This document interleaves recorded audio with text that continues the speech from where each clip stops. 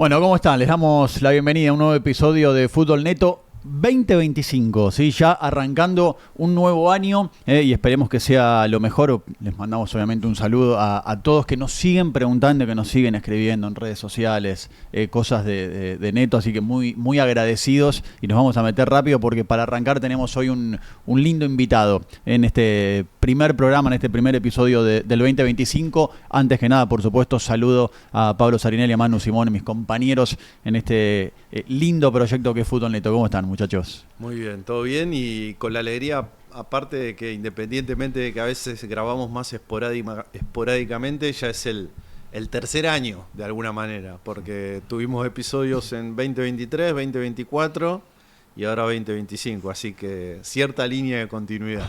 Manu. Faltaba un episodio para la playa, ¿no? Para los oyentes que están disfrutando de las vacaciones. El año que viene desde Mar del Plata, quizás, ¿eh? Sería bueno. Neto verano desde Mar del Plata. Es para pensarlo. Yo estoy. Ahora que la gente de la tele ya no lo hace más. Claro. Claro. Viste, uno estaba acostumbrado, ¿no? Todo vuelve, es cíclico. Al torneo de verano, viste, esos partidos, los clásicos. Hay que ir al balneario 2. Sí, Claro. Lo estaríamos trayendo de vuelta muy rápido, ¿no? O sea, se descontinuó un año, nosotros ya estamos trayendo de vuelta a la Mar del Plata. Está bien, bueno.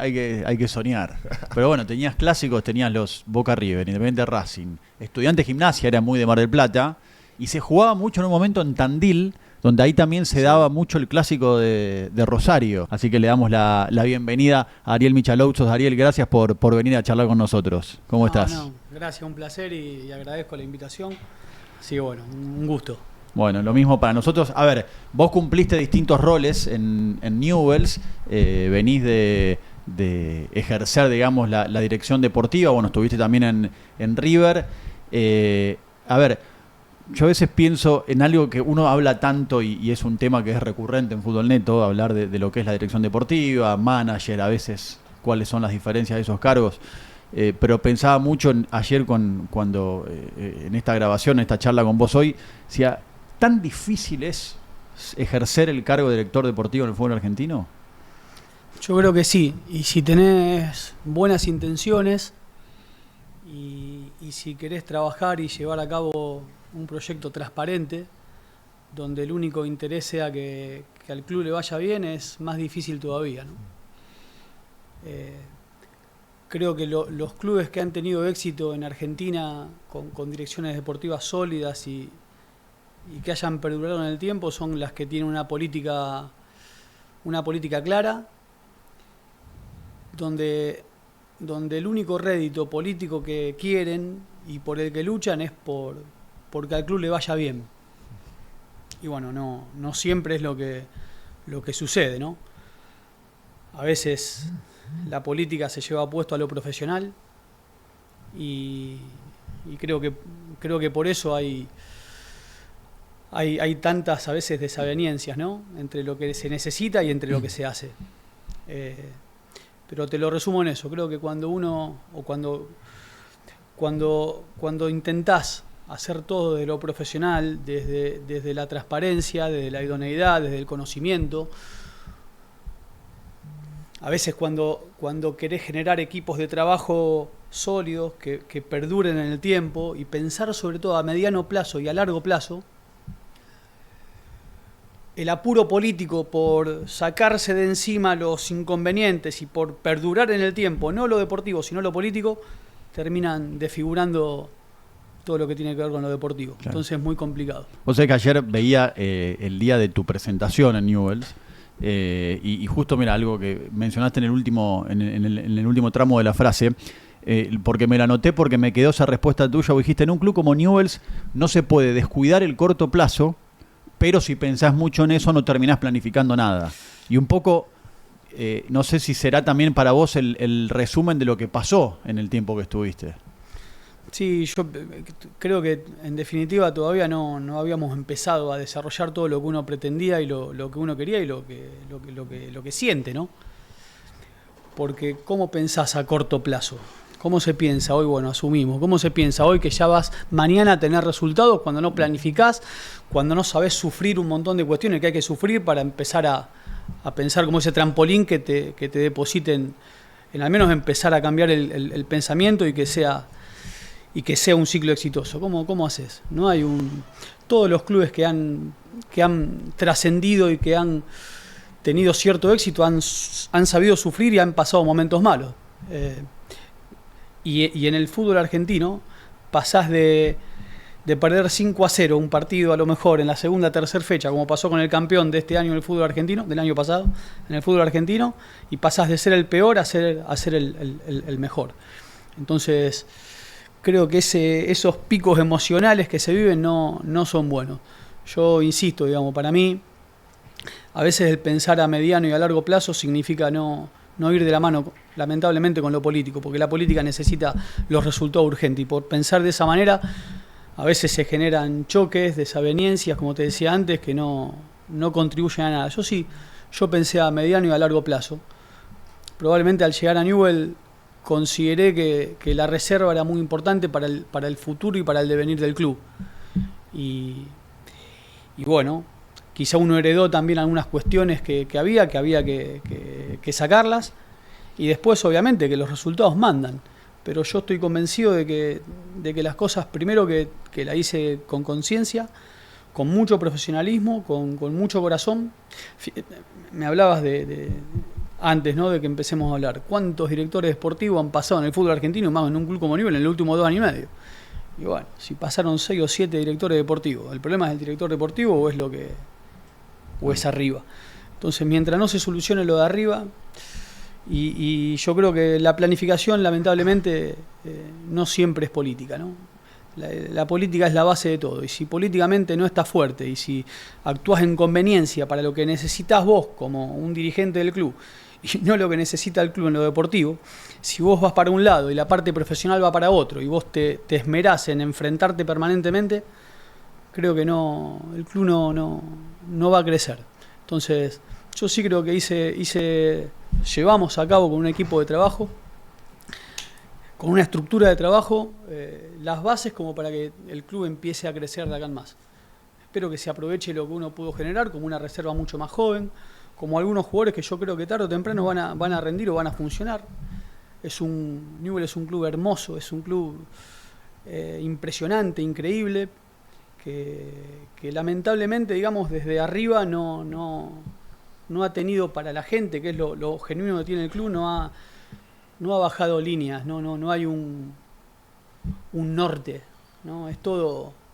Y bueno, yo creo que no tuve tiempo para poder empezar a desarrollar algunas cosas que eran importantes, ¿no? No en Newell, sino en el fútbol argentino, como me decías vos, en el fútbol argentino no se respetan a veces los procesos. Lo que a uno le duele es que uno dejó muchas cosas de lado, profesionalmente, decisiones que quizás no todos hubiesen tomado, como dejar un lugar de privilegio para ir y hacer las cosas bien, y después no tuvo tiempo para trabajar. Ariel, en ese libro que tenés atrás tuyo de Sir Alex Ferguson en Leading, en una parte habla sobre la delegación de tareas y la importancia de tener gerentes hábiles que sepan en qué áreas son fuertes y en qué áreas no tanto.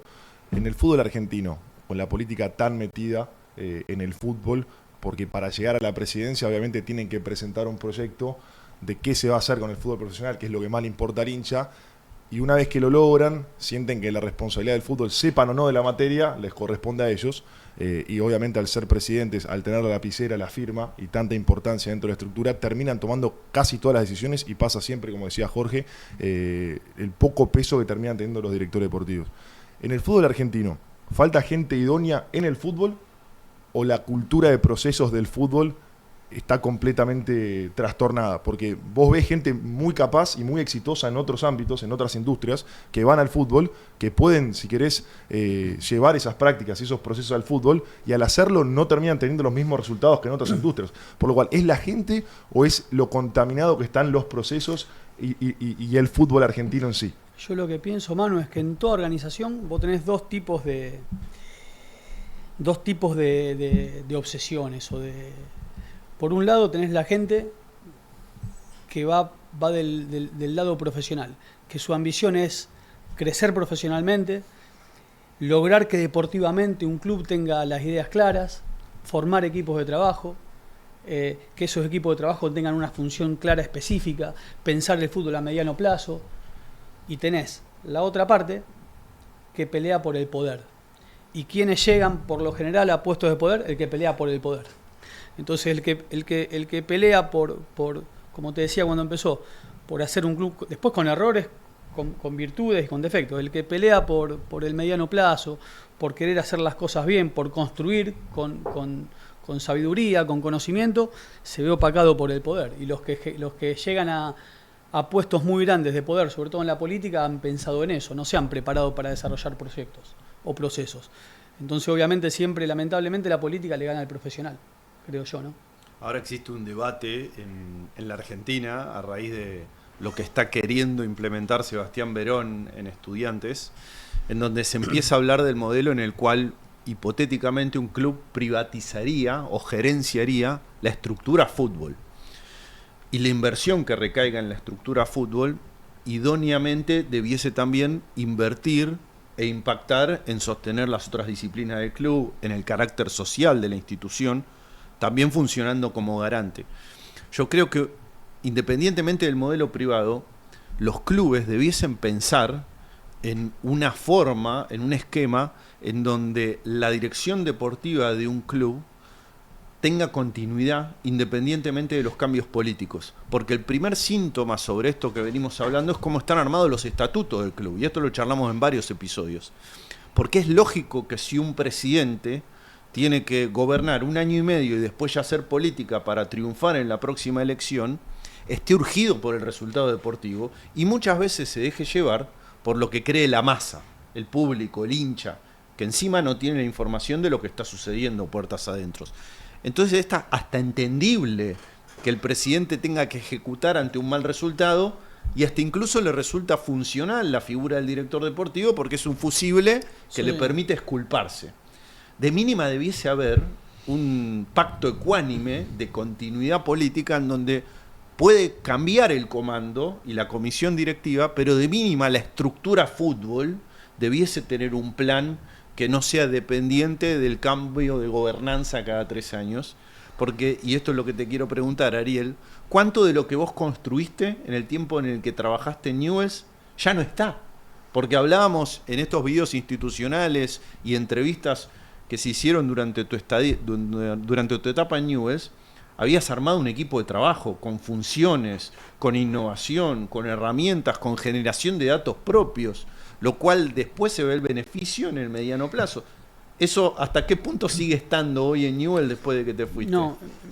No, realmente hoy desconozco hasta qué punto se utiliza toda esa información que obviamente todo el equipo de trabajo quería dejarle al club. Lo que digo es que habría que ver, ¿no? ¿Qué acciones hoy, o cuando yo asumí, le quedaron al club de lo que se hizo hace 2 años atrás? Yo creo que nada. Y de lo que se hizo hace 1 año y medio tampoco.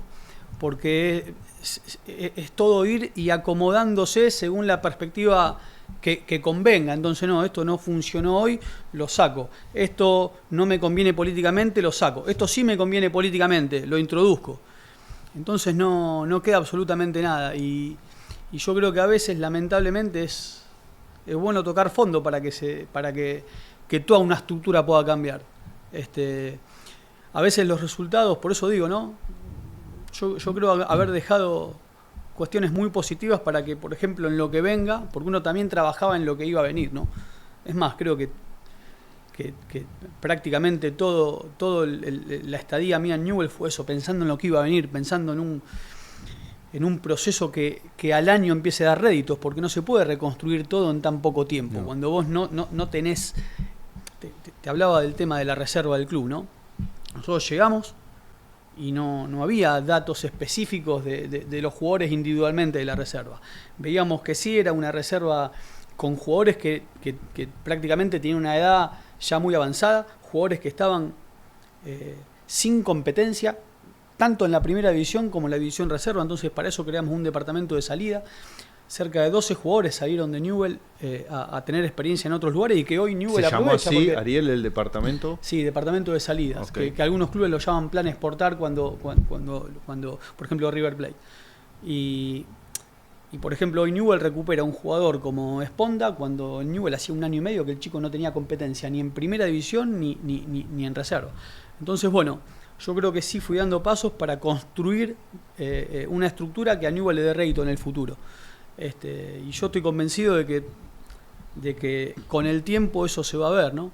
Pero bueno, te vuelvo a repetir, ¿cómo haces o cómo podés desarrollar un plan para vos ya mañana ganar? Si el club hace 11 años que no gana, ¿cómo haces para empezar a construir si no sabés sufrir? Y hablábamos antes de Vélez, ¿no? Y Vélez prácticamente con el mismo plantel y con únicamente 2 incorporaciones como Marchiori y Mamana dentro del 11 titular, fue campeón. Y era el mismo equipo que el año anterior prácticamente estaba devastado por toda la gente y por todos los socios y los hinchas y los refuerzos no servían, y hoy después se encontró a Brian Romero y Aquino y Piscini como la figura del campeonato, cuando 6 meses atrás estaban mal traídos. Entonces a veces la coyuntura de los clubes hace que también los jugadores que llegan tengan un periodo de un tiempo de adaptación, ¿no? Y hay casos puntuales de jugadores que han rendido y que han sido referentes en los clubes que quizá el primer año no habían jugado. El caso de De la Cruz en River, Martirena en Racing, por ejemplo, ¿no? Claro. Y que quizá pasado un tiempo hoy son un tema de discusión. Más allá de cuál sea el hilo de la charla, siempre está bueno ir dejando algunos conceptos o términos que son comunes en Neto. Vos hablabas del departamento de salidas. Bueno, acá hemos hablado mucho de cómo los clubes de Europa le dan mucha importancia al área de préstamos. O sea, no solo prestar a un jugador, sino a dónde, por qué, y creo que un poco es lo que vos buscabas en Newell's. Ahora, Ariel, a mí, más allá de la pata política, que está claro que en general en el fútbol argentino es más una máquina de impedir que otra cosa, a mí una de las cosas que todavía sigue sin cerrarme de acá, sobre todo, es la relación entre el director deportivo o manager y el entrenador. Incluso, no es nuestro estilo y no es lo que nos interese, pero digo, se habló de que, bueno, a vos te había pasado también en tu etapa en Newell's, de algunos inconvenientes, pero sacando eso en general, digo, ¿cómo se gestiona eso? Porque a mí también me da la sensación de que en el fútbol argentino sigue siendo muy difícil esa convivencia. Sí, no, en mi caso particular no, con los 2 entrenadores, tanto con Mauricio Larriera en su momento y con Sebastián Méndez, siempre fue una relación muy buena. Sí creo y pienso que los refuerzos siempre tienen que ser de la institución y no probablemente del entrenador de turno, porque a veces, bueno, la locura esta que se vive en el fútbol argentino, sudamericano diría yo, hace que a veces se contraten jugadores que después en el tiempo no perduran, y son a veces por conocimiento de un entrenador que lo tuvo en otro tipo de club o por un representante que los acerca. Y en mi caso particular pienso que los jugadores que tienen que llegar a un club tienen que ser por un conocimiento del club, hay que anticiparse a los mercados, y creo que por lo general los entrenadores están muy metidos en lo que es el día a día del club y no en el porvenir, en el futuro de un club, porque no saben si van a estar mañana. Pero en lo que es, por ejemplo, la relación con un entrenador, yo creo que tiene que ser, personalmente creo que no hay que inmiscuirse en cuestiones tácticas, sí en hablar absolutamente de todo, y que obviamente sea una relación fluida y que las decisiones partan de las 2 partes, ¿no? Pero sí es cierto que muchas veces hay intereses diferentes, ¿no? El entrenador necesita ganar hoy y para eso necesita jugadores que a lo mejor él piense que pueden, pero bueno, también hay muchísimos casos donde después el entrenador se va y los contratos le quedan a veces al club. Claro. Entonces creo que siempre las decisiones las tiene que tomar el club, ¿no? Y obviamente el entrenador es el amo y señor de lo que pase adentro de la cancha, sin que un director deportivo, un dirigente tenga que reclamarle nada, porque para eso lo elegiste. Sí, es importantísimo esto de la relación entre el director deportivo y el entrenador. Jorge, vos haces mucha Premier, se está hablando mucho en Inglaterra de que hay fricción entre Paul Mitchell, el director deportivo del Newcastle, y el entrenador, sí, que casi en un momento se decían no se hablaban, y al Newcastle le está yendo muy bien. Por ende, creo que habla del profesionalismo de ambos, ¿no? Tienen interlocutores, pero por ahora funciona la relación porque le traen los jugadores que pide el entrenador, está creciendo la estructura dentro del club y el Newcastle está respondiendo dentro de la cancha también. Y es muy, muy divertido porque pasan muchos directores deportivos, muchos entrenadores por Neto, y ninguno tiene una visión exactamente igual que el otro sobre qué tiene que pasar con los refuerzos y los técnicos. Porque muchos nos han dicho, no, yo no compro un jugador si el director técnico no me lo aprueba o no le gusta, o el director deportivo tiene mucha preponderancia en la toma de decisiones. También nos han contado que pasa por la dirección deportiva y casi no interviene el entrenador. Es casi como que del gusto del director deportivo o de la estructura o de la metodología que se lleva a cabo. No, pero no podés contratar un jugador que al entrenador no le guste. Y tampoco, digamos, tampoco el entrenador puede traer un jugador que al club o a la dirección deportiva no esté de acuerdo. Entonces, lo que sí es cierto es que todo un equipo de trabajo tiene que estar pensando de forma permanente en el mercado de pases a partir de que empieza el torneo y 5 o 6 meses antes ya estar pensando en el mercado que viene. Entonces vos ya tener las opciones para ir hablándolo con el entrenador. Creo que es lo mejor, ¿no? Hay que... Perdón, Ariel, No. iba a seguir. No, y creo que, como te decía, digamos, a veces es muy difícil. Lo que sí es difícil es poder encontrar mismas almas que quieran lo mismo a futuro. Entonces, te repito, la locura que vivimos en el día a día en el fútbol argentino, de que tenés que ganar y si no ganás no servís, hace que el entrenador piense en el hoy. Y la desaveniencia que a veces ocurre, que uno piensa en el más allá, ¿no? Porque creo que la tarea de la dirección deportiva es justamente eso, ver más allá, ver a lo mejor un jugador joven que quizá no tenga demasiados partidos en primera división y lo pensás en lo que pueda venir en el club de acá a un año y quizá el entrenador está pensando en lo que pasa hoy porque en un año no va a estar. Entonces esa es la realidad y creo que el club tiene que hacerse cargo también de lo que decide. Es que independientemente, Manu, de cómo cada director deportivo, cada scout pondere las urgencias, para mí, y lo estamos hablando ahora quizás inconscientemente, hay dos factores que son imposibles de eludir. Uno es, que creo todos vamos a coincidir, el futbolista tiene un ciclo evolutivo y además tiene un ciclo de adaptación. Entonces, probablemente vos como director deportivo fichás a algún jugador pensando en que todo su potencial recién va a estar desarrollado meses después. Mientras que el entrenador obviamente necesita ganar mañana. Entonces ahí, no quiero decirle un choque, pero hay como distintas posturas y hay que consensuar. Y eso es ineludible. Los jugadores tienen ciclo evolutivo y seguramente hay jugadores que van a tener más impacto ya versus jugadores que el impacto lo van a tener más adelante. Entonces ahí hay dos posturas que hay que consensuar. Y lo otro inobjetable es que vos cuántas horas de ver jugadores tenés, Ariel, pero cientos de miles, porque te conozco y sé cómo trabajás, etcétera, ahora lo vas a contar. Mientras que un entrenador no está acumulando horas de visoría de jugadores. Probablemente está destinando igual cantidad de horas, pero yo he escuchado historias de entrenadores que viven con el anotador al lado porque de repente se despiertan y anotan un drill de entrenamiento. No anotan el nombre de un jugador que recordaron mientras dormían. O capaz están viendo tendencias tácticas.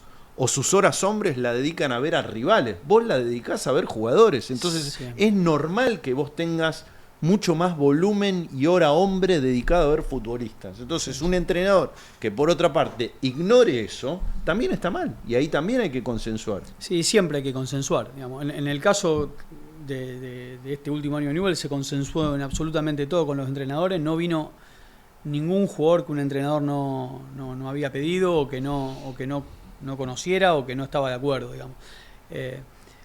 Pero coincido en eso, ¿no? Que tienen que ser la confianza en el entrenador y consensuarlo con el entrenador es clave.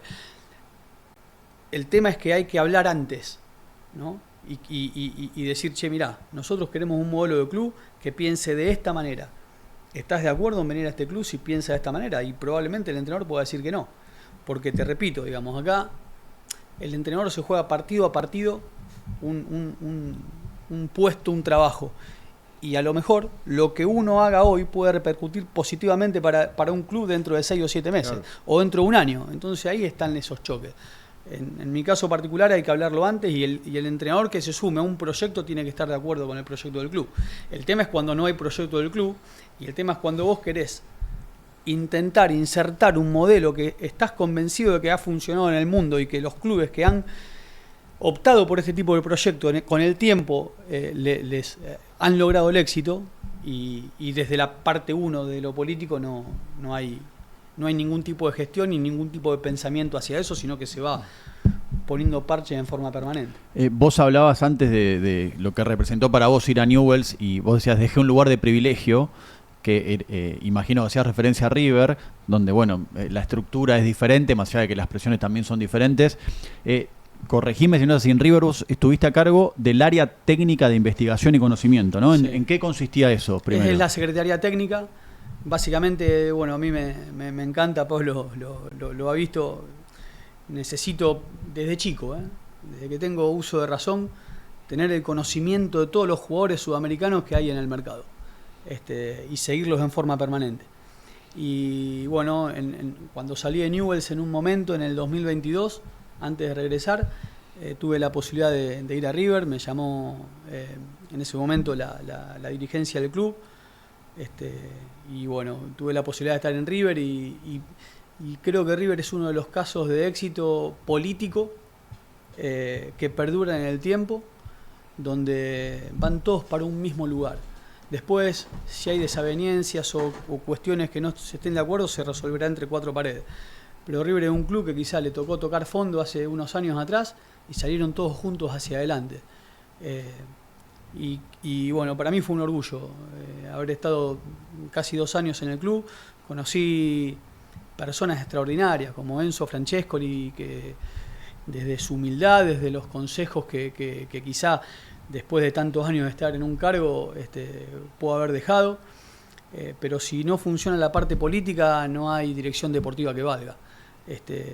Y en River sí teníamos y hemos dejado un trabajo bastante importante en cuanto a todos los jugadores sudamericanos que hay en el mundo hoy. Estos 4 meses, casi 4 meses y medio que salí de Newell's, me puse otra vez al día con eso que me apasiona demasiado junto a mi equipo de trabajo, porque a veces la función del director deportivo, que también me apasiona, es la gestión, ¿no? Es anticiparse al mercado, es tener muchas reuniones con otros clubes, con esto que te decía del departamento de salida, o negociando justamente con sus agentes o con los representantes de los jugadores. Entonces a veces uno escapa a lo que realmente apasiona a uno, que es el tema del seguimiento de los jugadores. Claro. Y estos 4 meses nos pudimos poner al día otra vez con eso que bueno, en este último año se había un poquito dejado de lado. Al final del día también, y un poco le preguntábamos a Javier Weiner en el episodio anterior, cuál es la definición de scouting. Es también, de alguna manera, acumular información para después, el día de mañana, tomar mejores decisiones. ¿Cómo acumulás vos esa información y cómo podés explicar un poco toda esta metodología que tenés para observar futbolistas desde la óptica, pero también desde los datos que vas compilando? ¿Cómo lo haces y cómo lo documentás? Sí, la decisión fue hacer convivir de una manera sólida a todo lo que es la investigación de los futbolistas con los datos de esos futbolistas, ¿no? Hoy el equipo mío de trabajo cuenta de 4 personas que bueno, hay 2 chicos que están abocados netamente a la investigación y al seguimiento de jugadores, y 2 chicos netamente abocados a lo que es la generación de datos de esos jugadores que nosotros queremos. Bueno, es una pasión que tengo muy desde chico, ¿no? Desde que tengo uso de razón, 7, 8 años, que ya me gustaba ver a los jugadores, me gustaba seguir el fútbol sudamericano, me gustaba seguir a los equipos, digamos, y acordarme de los jugadores que quizá eran valiosos en ese momento. Y después uno de a poco, yo creo que lo que pude hacer es profesionalizar la pasión por el fútbol, ¿no? Entonces, y hoy tengo recuerdos de ese pibe a lo mejor que tenía 9, 10 años, que me acuerdo de, no sé, Catalano, Batista Segovia, Luongo Zanetti, la defensa de Deportivo Español del año 88. Y vos decís, pará, ¿cómo te acordás? Y me acuerdo, pero porque me apasionó, el platense de Felipe Bellini, Baena, Orellano Broggi, y me lo estoy acordando ahora y por ahí creo que eso no hay que perderlo nunca, yo no lo perdí, y creo que es lo que me ha llevado hoy a tener, obviamente junto con mi equipo de trabajo, un seguimiento permanente de cerca de 5.500 jugadores sudamericanos que hay hoy en el mundo, entre las ligas de Sudamérica y las ligas de todo el mundo. ¿Y qué siguen? Todos los sudamericanos del mundo. Pero de los jugadores en específico, ¿qué miran de los jugadores? Todo lo que tiene que ver con lo futbolístico, y personalmente le doy muchísima importancia a la idiosincrasia del jugador. Y después también a la idiosincrasia de los clubes, porque probablemente algún jugador que no pueda rendir en un club, en otro club sí te puede rendir. Y sí a los potenciales, por ejemplo, Hoy tengo mi equipo de trabajo siguiendo ya prácticamente el sudamericano que va a haber ahora en Venezuela, entonces están siguiendo todos los jugadores, todos los valores sub-20, todo lo que es sub-17 y después todos los, como te decía, todos los futbolistas que hay, tenemos una base de datos bastante importante que cada 3 meses les vamos actualizando con los rendimientos de los jugadores, comportamientos, la historia dentro de los clubes, un trabajo bastante complejo. A todos esa base de datos bastante importante, que uno la ha completado a mano y ha llevado muchos años de trabajo, le sumamos hace 2 años el tema de los datos, ¿sí? Y de poder generar los datos propios de los futbolistas. Lo hicimos en todas las divisiones inferiores de Newell, con jugadores de cuarta, quinta, sexta y de la división reserva, generando los datos a manos dentro del propio club. Es un trabajo, bueno, Pablo, vos que sos experto en datos, es un trabajo artesanal, pero muy difícil de poder lograr. Nosotros contratamos un chico, que es Pablo, que es experto en lo que es data, y le pusimos dos personas para que generen los datos ellos permanentemente, con una plataforma. Y eso lo hemos hecho o lo estamos empezando, digamos, a hacer, porque obviamente es muy difícil con cerca de 5.500 jugadores, pero lo estamos haciendo con jugadores de todo el mercado. Y en la observación de datos propia de fútbol juvenil, en el tiempo que lo desarrollaron en Newell's, ¿ya veían algo o detectaban algún punto de información que les ayudaba a tomar decisiones? Por y ejemplo, si podés citar ejemplos. Por ejemplo, teníamos una botonera propia y ahí se procesaban todos los datos del potencial de los chicos y lo comparábamos con casos de éxito. Entonces, por ejemplo, nosotros veíamos que había muy pocas diferencias entre Tomás Pérez, un chico categoría 2005, a, por ejemplo, Nardoni, un chico categoría 2002 que había aparecido 3 años antes, ¿no? Entonces, Tomás Pérez en junio empezó la pretemporada con Primera División, que no lo había empezado. Al igual que Mateo Silvetti, que cuando llegamos prácticamente no tenía minutos en división reserva, empezó a jugar en reserva y en junio tuvo la pretemporada con la Primera División. Al igual que Valentino Acuña, que éramos los 3 jugadores que nosotros veíamos con mucho potencial para la Primera División. Nos sentamos con los chicos, esos chicos empezaron en el mes de enero, porque nosotros ya queríamos empezar a proyectarlo en el mes de junio. Entonces, en enero tuvieron un psicólogo personal. Eran 5 chicos, esos 3, después había otro chico más, Tiago Gijena, que es un chico también categoría 2005, y otro chico más, Frasi.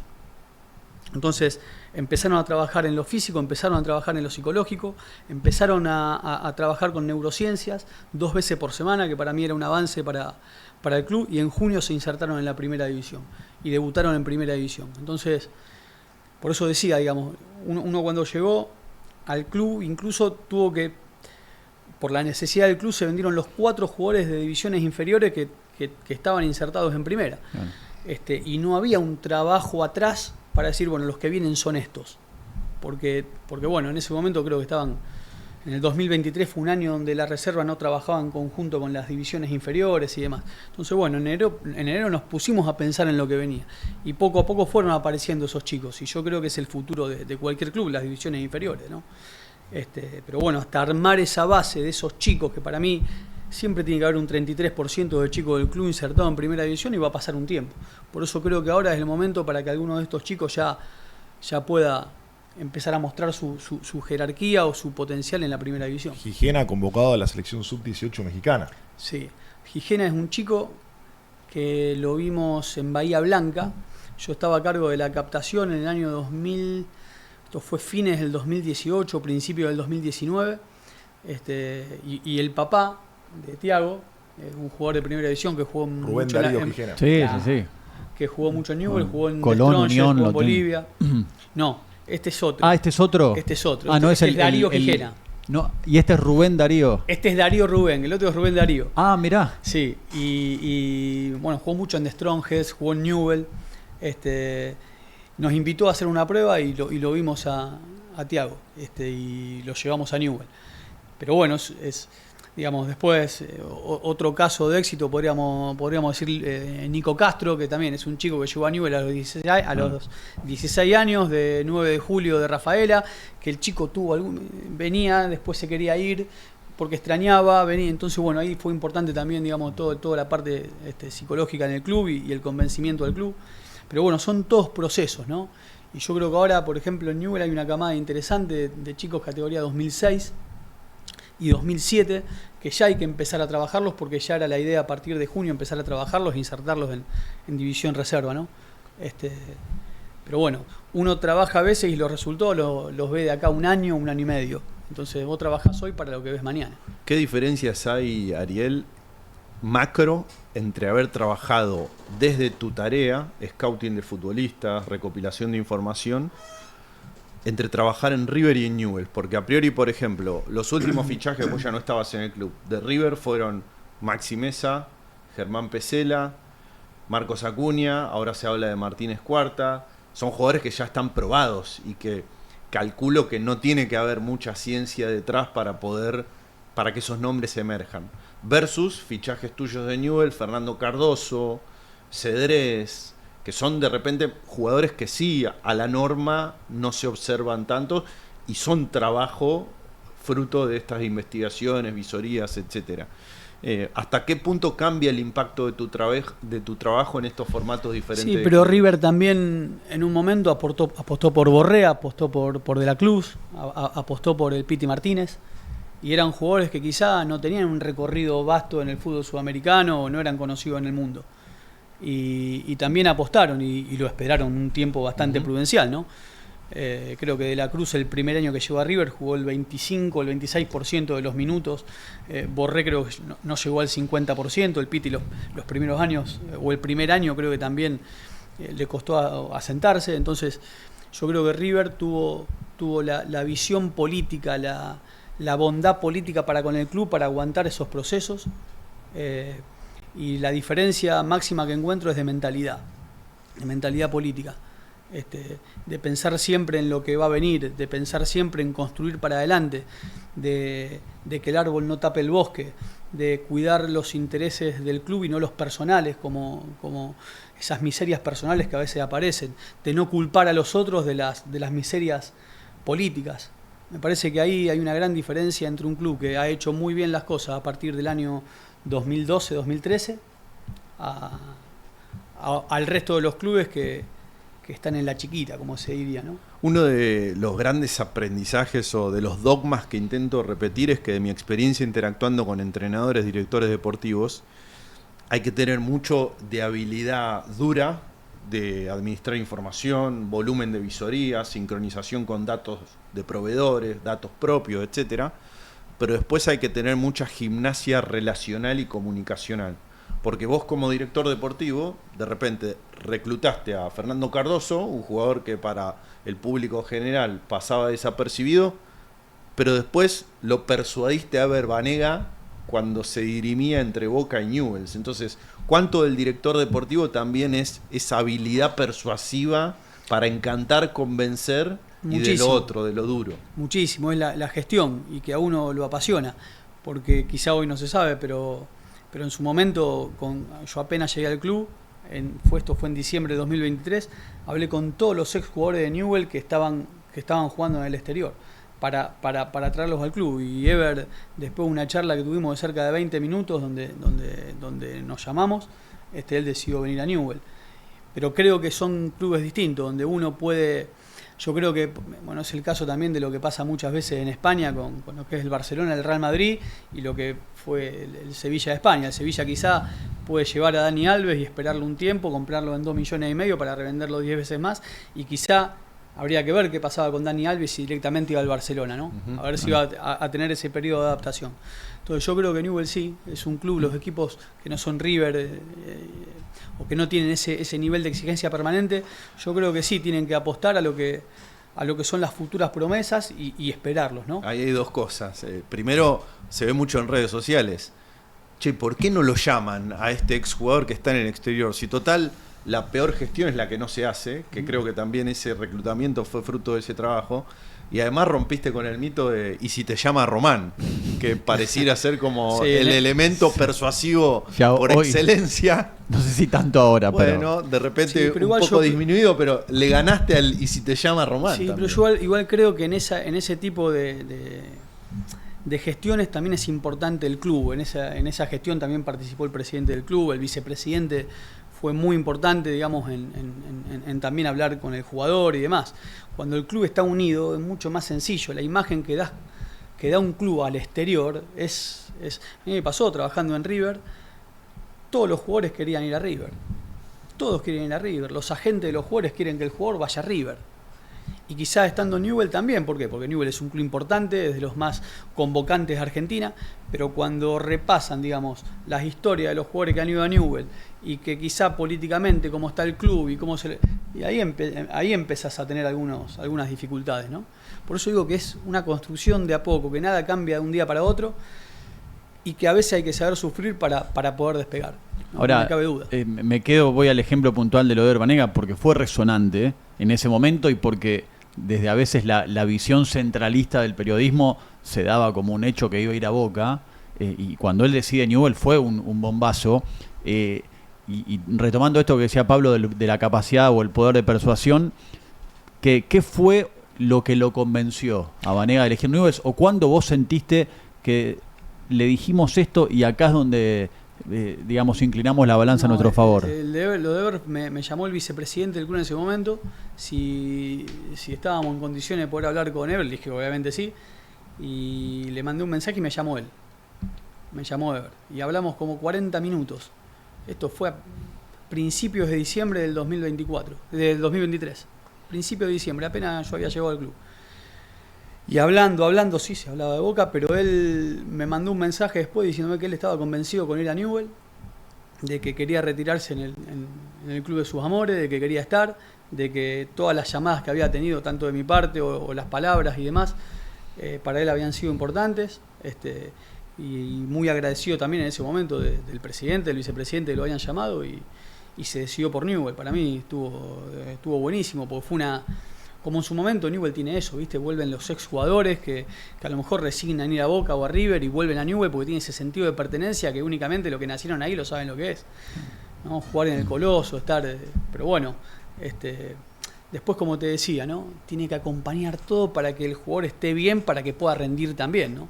Desde jugadores consagrados hasta jugadores que necesitan también confianza, porque no es fácil jugar en Newell, es complicado jugar en Newell, ¿no? Un club, te decía, que hace 11 años que no es protagonista, que en el 2013 fue campeón, pero que antes, los 2 o 3 años anteriores, tampoco había sido protagonista, que en los últimos 10 años no pasó el 10º puesto. Entonces, ¿cómo haces de un día para otro para decir, vengan que acá... Bueno, evidentemente, si se sigue pensando siempre a corto plazo, no, el resultado va a ser el mismo, porque en estos 10 años se pensó a corto plazo.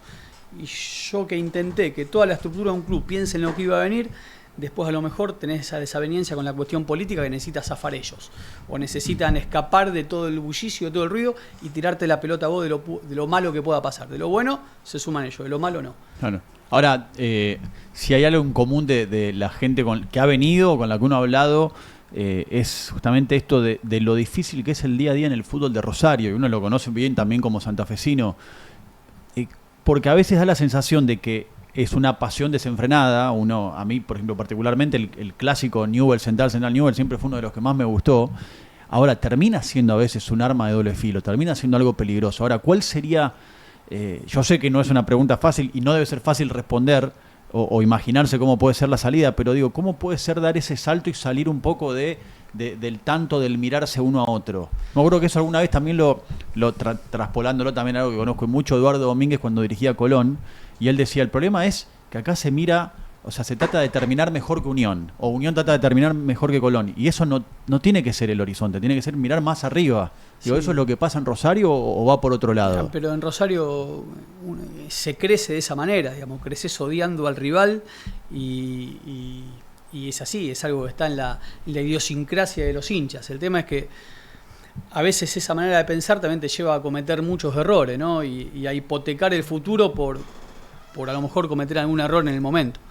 Pero sí, yo creo que es algo que viene muy con el rosarino, que uno a veces también lo sentía como rosarino y como hincha de Newell desde la cuna, lo sentía y lo vivía.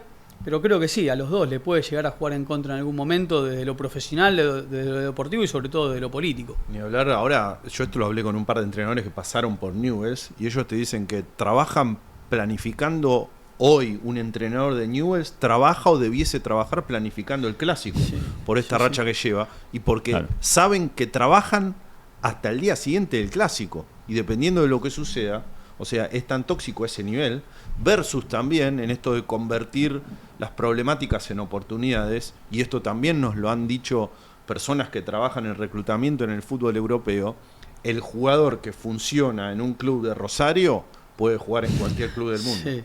Sí, también, a ver, vos me preguntás en el caso de Newell's puntual, habría que ver cómo llegaste a la situación que llegaste y a lo mejor fue justamente por no preparar ese partido y porque sea un partido más y porque los objetivos sean otros y quizá no pasa por ahí, quizá pasa por tomarse ese partido justamente como la final y prepararlo y que no sea un partido más, ¿no? Y a partir de ahí empezar a cambiar todo lo que venga, ¿no? Porque quizá del otro lado lo pensaron de esa manera. Y en esto de ir hablando e intentar persuadir potenciales refuerzos, ¿es un tema el contexto sociopolítico de la ciudad? El tema de la seguridad, porque también es un supuesto. Yo dando pensé que iba a ser, en la industria. vos sabés que me lo planteé mucho, pero no. Porque vos dijiste, a River querían venir todos. Hasta los agentes quieren que sus futbolistas vayan a River. Sí, pero por ejemplo, te puedo hablar de la experiencia de Newell's. Rodrigo Fernández Cedrés quería venir a Newell's y no hubo. Yo también me lo preguntaba, los jugadores querrán venir a Rosario, pero la verdad que quizá porque la mayoría de los jugadores los empezamos a trabajar con un tiempo y vinieron justamente al principio de la pretemporada, o sea que eso lo habíamos planificado, pero no hubo ningún jugador que me diga que ponía en duda ir a Rosario por lo que era la ciudad, los socios políticos, no, al contrario. Y jugadores importantes, porque Saúl Salcedo de Paraguay se desvivía por venir y jugar en Newell's. Y también forma parte de tu trabajo decirles, vas a vivir en este barrio. Seguro que obviamente sí. Si el querés, convencimiento, ¿no? Pero sí, ni hablar. Los traslados son cómodos, claro. No vas a tener problemas. Sí, fue así. Pero bueno, yo creo que también Newell's tiene muchas cosas que seducen, ¿no? A un jugador. Te repito, a lo mejor jugar todos los partidos con cancha llena y que si haces las cosas bien la gente te lo va a reconocer. También no se vive eso en todos los clubes. Por eso te decía cuando empecé que Newell's es un club hermoso para hacer las cosas bien, para tener un proyecto de verdad mediano y largo plazo, que no sea interrumpido por egos, por intereses políticos. Es un club para cranearlo de verdad, porque tiene todo. Tiene de los mejores centros deportivos de Argentina, no me cabe ningún tipo de duda. Bueno, ahora se está ampliando el estadio, un estadio también, digamos, donde la gente es un jugador más, y tiene una historia riquísima, con ídolos riquísimos, tiene buenas divisiones inferiores, que hay que trabajar mucho en todos los clubes, ¿no? En ese flujo de jugadores de inferiores a primera división, pero tiene todo. Entonces es un club que llama la atención, para bien, pero tiene que haber gestión para también convencer, ¿no? Ahora sí, si me decías, como me preguntaste antes, las diferencias entre River y Newell's yo creo que las más grandes son políticas. Hay mucha diferencia política, avalan, y yo no creo que ahora ante un mal resultado de River, Enzo Francescoli se tenga que ir. Porque está claro el rumbo, está claro el objetivo. Ahora, Ariel, como ya para ir cerrando, pero vos hiciste mucho hincapié en lo político. Digo, en general, sacando tu caso Newell's en River, que fueron muy disímiles, en el fútbol argentino sigue estando muy metida la dirigencia en la parte deportiva y eso termina siendo un problema.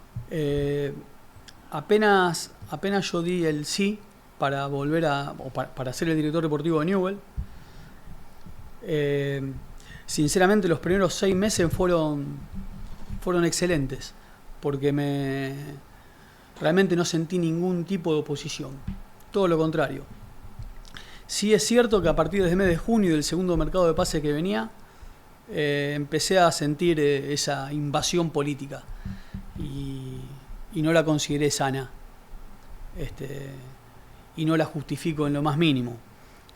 Porque si vos tenés un director deportivo y lo fuiste a buscar 10, 15 veces y confió en vos y te dio el ok, Y bueno, yo creo que la parte política tiene en ese sentido que preocuparse por los intereses del club y no por intentar estar dentro de una mesa de fútbol, ¿no?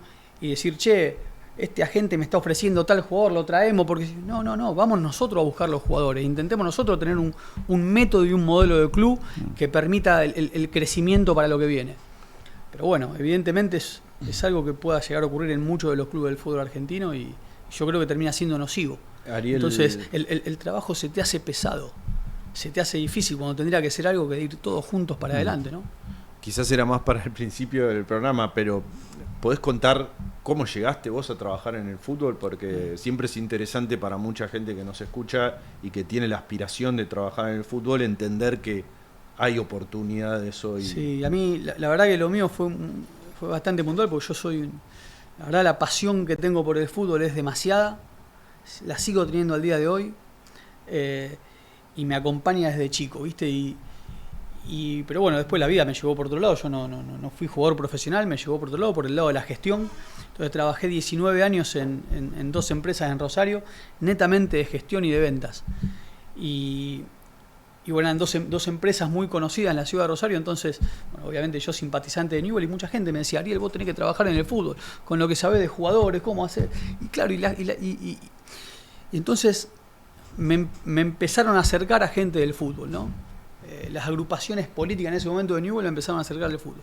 Y así conocí a Claudio Vivas, a Sebastián Pait, conocí a Martín Mackey, que fue el que finalmente, bueno, Claudio Vivas había tenido una charla porque había visto cosas en mí que quizá no encontraba en ese momento en gente de su equipo. Con Sebastián Pait, te estoy hablando hace 10 años ya. En ese momento también tuvimos una charla, una entrevista, y cuando salimos de esa reunión me dijo, Ariel, ¿vos trabajás en el fútbol? No, le digo, yo trabajo... Y pensábamos muy parecido, tenemos una manera de trabajar muy parecida y también, digamos, en ese momento. Y después me conoce Martín Mackey. Y a los 2 meses que me conoce me llama y me dice, mira, Ariel, dice, no conozco a nadie que tenga el conocimiento de jugadores que tenés vos y la pasión que tenés por el fútbol. Me dice, y aparte venís de lo que es la gestión y la venta. Dice, el director de captación de divisiones juveniles tiene que tener eso, porque la captación es convencer, es atraer, más allá de ver al jugador. Quiero que seas el director de captación de Newell. Esto fue en el año 2016. ¿Y vos ahí todo lo que venías viendo de jugadores lo ibas documentando también? Yo documento todo porque en el año 2014 le mandé un mail, me acuerdo en ese momento, a Monchi, porque me gustaba lo que él había empezado, bueno, obviamente en el año 2000, ¿no? Empezado a desarrollar con el Sevilla. En el 2004, ¿no? En el 2004, un año antes de que salga campeón por primera vez. Y después tuve una charla también muy... ¿Te contestó?